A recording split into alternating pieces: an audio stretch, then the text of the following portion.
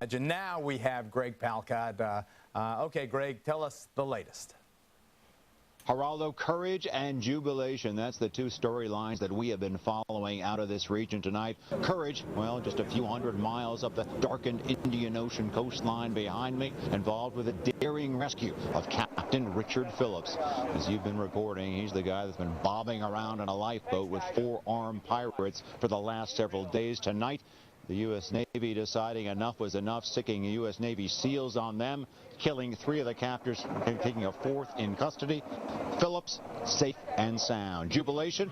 Well, that's all to do with the crew of the Maersk Alabama, which is docked here in Mombasa, Kenya. That, if you ship, as you recall, is the thing that started this all off last week.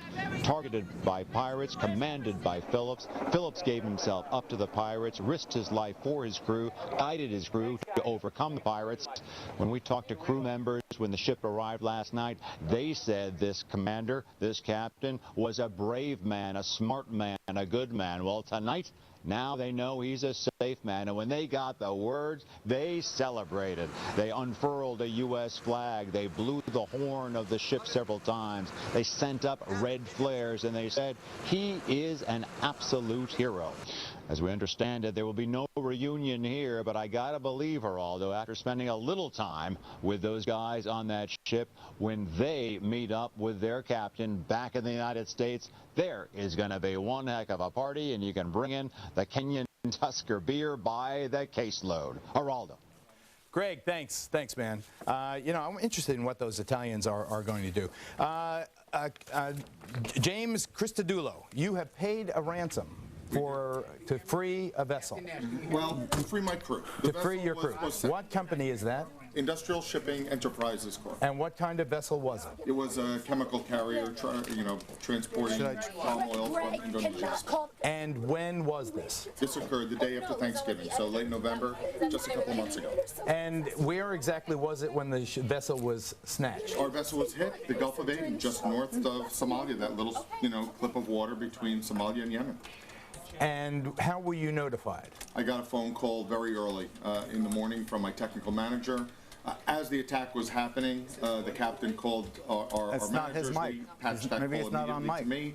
I was notified. I'm hearing some extra video. I'm sorry, some extra video here. Go ahead. The ship was under attack and captured and seized by pirates. And did you have any weapons? Did your crew have any weapons on board? No, we did quite a lot of preparation before that voyage. We went into this voyage with our eyes wide open.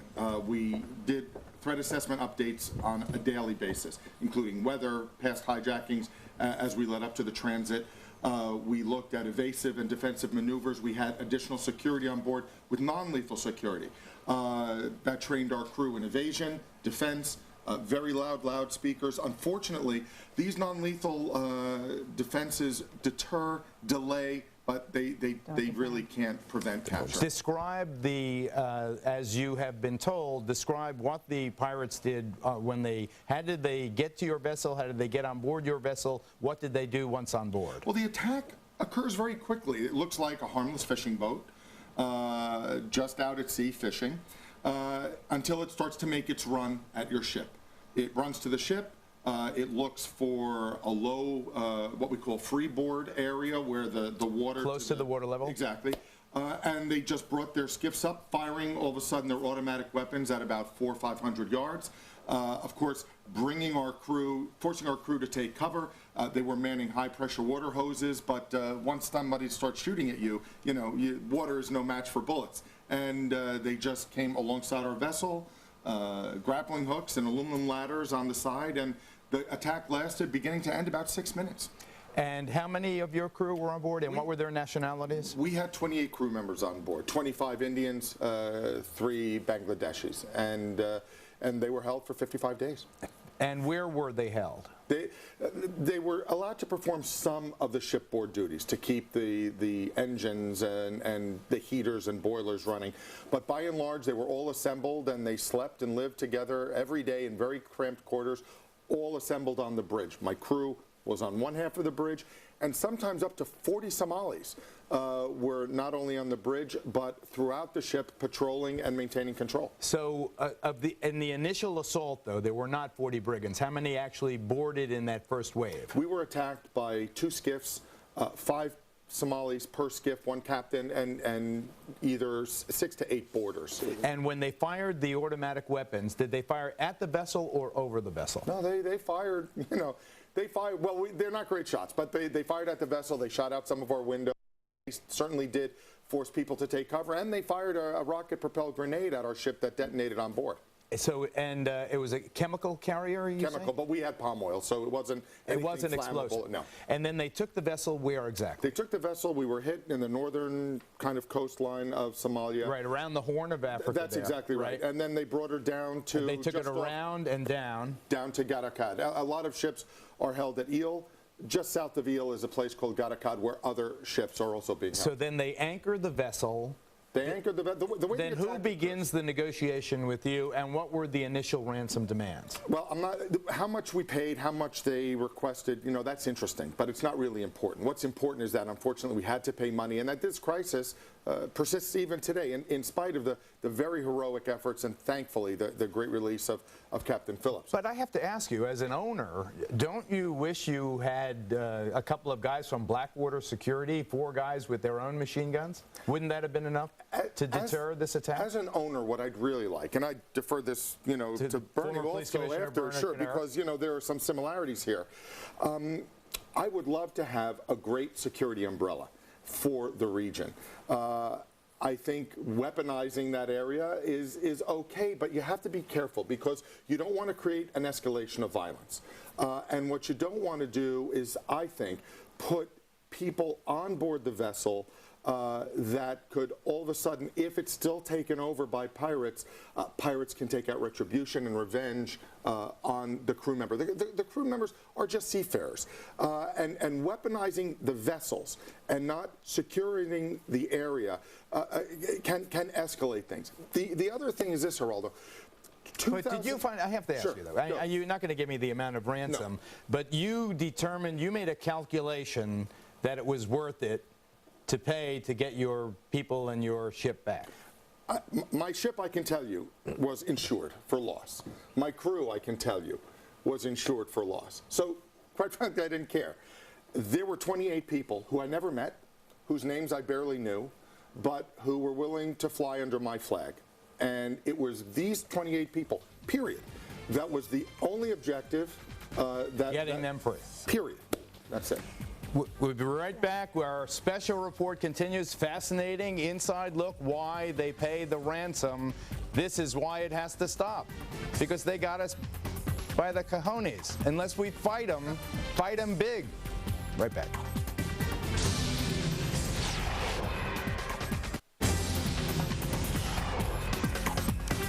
Welcome back live, our 2-hour special report on the triumphant rescue of Captain Richard Phillips.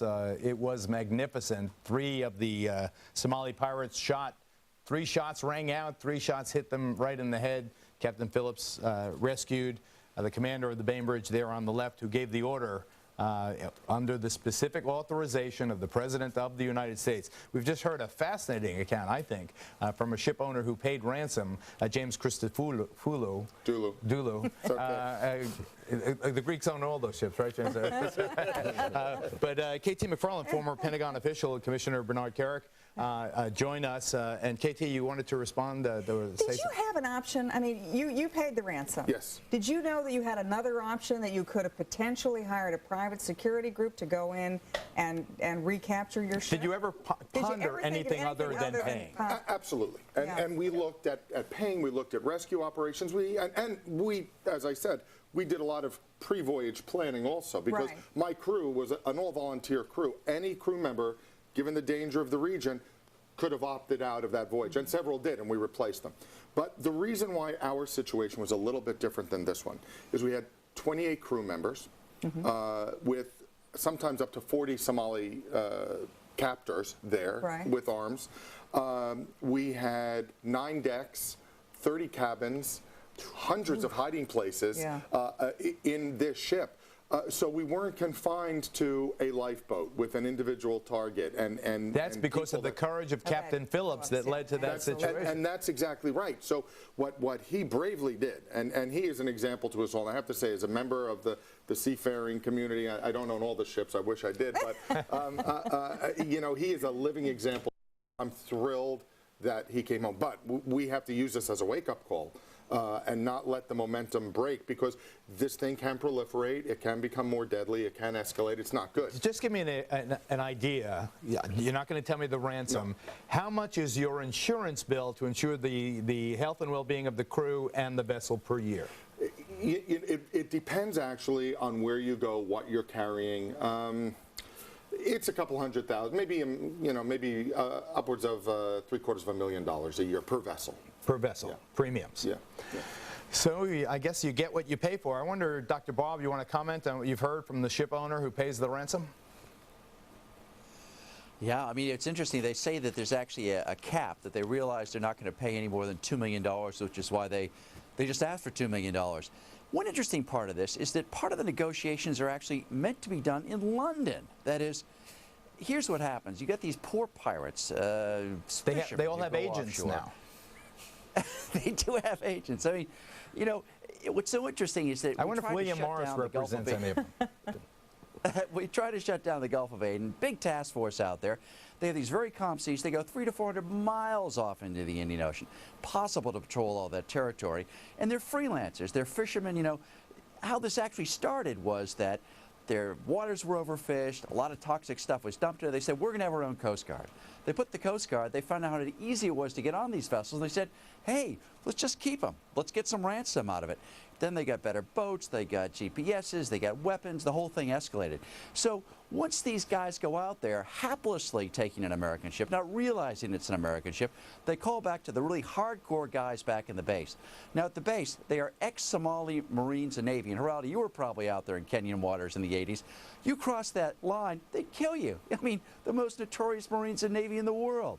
So now these guys, once they get the call, they may reinforce them. They start to do the negotiations, but they could care less what happens to these guys. Yeah, if they all get shot, we sail that whole region down to the Seychelles Islands and Zanzibar. It is nuts there. Everybody stand by. Our special report on the daring rescue continues. Now, James, the boat owner who paid a ransom here, when I spoke of preemptive action and hitting the bases now, he makes a very good point.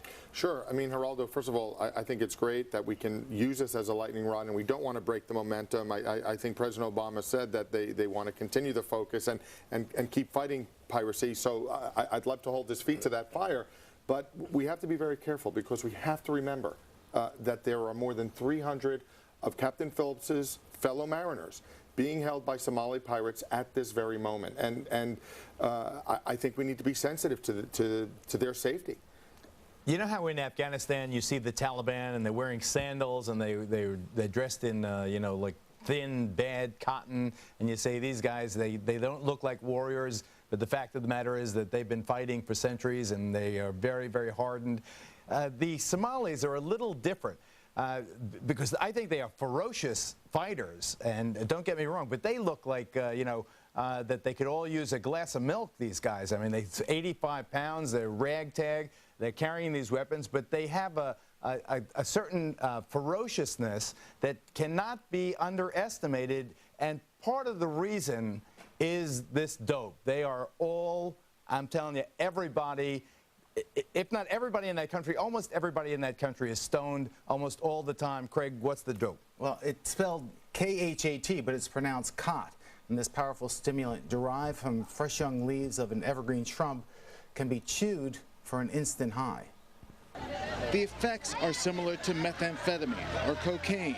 And on numerous visits to the marketplaces in cities like Mogadishu, we saw the drug sold openly in bundles that sell for about $50. This weed may look innocent, but as we saw firsthand, Somali technicals, the foot soldiers for the warlords who had divided Somalia's cities into personal fiefdoms, have no fear. Violence in this war-torn country is often fueled by cop. Just a look into the eyes of fighters makes it apparent that they are high, and their manic behavior, violent outbursts, and paranoid delusions make dealing with the Somali pirates even more and more dangerous. Dr. Bob, would you share Craig and my assessment of the cot effect? Absolutely. I mean, I remember back, in 91 and 92, driving back with a CBS News producer, and I tried to tell the drivers to keep quiet, and he looked at me and said, Bob, they're on cat, and they've got drugs. Drugs? Are you crazy? I mean, it's a part hallucinogen, it's part stimulant. But the interesting thing here is that when you look at Mogadishu, you see all these gun-crazed, cat, adrenaline-fueled junkies. But there is a business community there, and it's a largely American, Canadian, British business community. And I think the play here, and I talk to these guys 2 or 3 times a week, is to sit down with these guys, figure out what the play is, because they finance the governments out there. They have 75 new light manufacturing plants, 7 airlines, 5 telecommunications companies. They're the key. They're the guys who back in 2005 actually took out all the pirates, got rid of them, put them on TV, put them in jail, dismantled their networks. I think that's how you get back at the situation, is to go to that American business community in Mogadishu and say, how can we help you? Yeah, I wonder if all of the Somalis in places like Minneapolis could help us out with this. I mean, if James, a Greek ship owner, has all these contacts, I mean, what about these landsmen who come here in recent years? Yeah, but here's the question. I mean, what is our role in the world? Is the United States' role to go rebuild nations? Maybe that's the best and cheapest way to deal with this situation.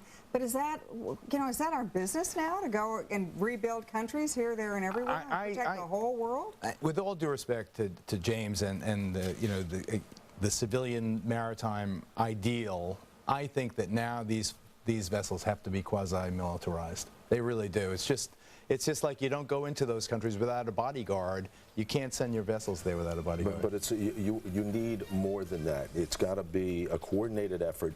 It's got to be arms on ship and arms in the water and backups and resources. I'm out of time. Again, our joy and congratulations to the United States Navy and Captain Phillips, and thank you for watching. We'll see you next time. Bye-bye.